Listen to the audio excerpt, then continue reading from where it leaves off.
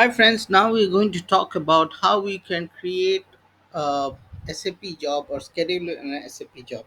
So this is something that you go in, whether you run in SAP ECC or S4 HANA, you will always have to do, because some jobs will be run in background because there is no human intervention in it. So in this case, first I will show how to create those jobs. Okay, so first we have to find a particular program. So suppose this is the program we are going to use. Okay, and this is a standard program that we are using and we are going to execute.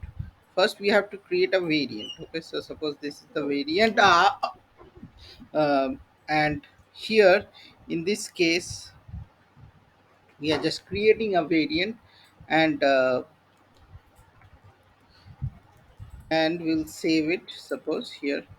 And now once we have created this variant, I'll just go into the transaction SM36.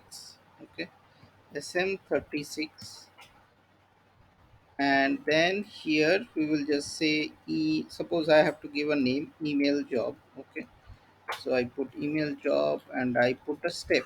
Okay, so here I will define the user who will be responsible for executing this. So you can put a, by default it puts your ID, but generally it would be a background user. So you can put, so for in SAP I'll just put workflow batch SAP underscore WFRT. So since this is a S4 HANA environment, I'll use this. Now I'll go here and I'll click on variant, and if there's no variant you can just mention nothing. Okay, so here we have created a variant.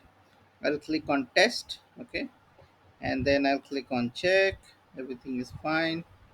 So I'll just save it now, and then after that, what we are going to do is we are click on start condition. Okay, and here we can define immediate. Okay, now here I can define date, time, after job, and all those things. One thing is very important is we select it immediate, that means it will be executed immediately.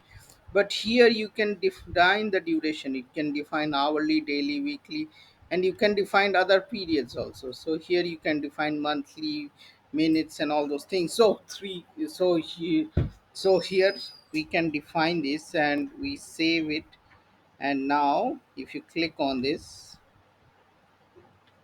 and you save it here, now you can see this job has been triggered. And if I go to the job selection now and I select scheduled, and here I can just put star because I have used. So here you can see this has already finished, and you can find all this. So in this way, it will be scheduled every 3 minutes, and you can schedule the job in this way.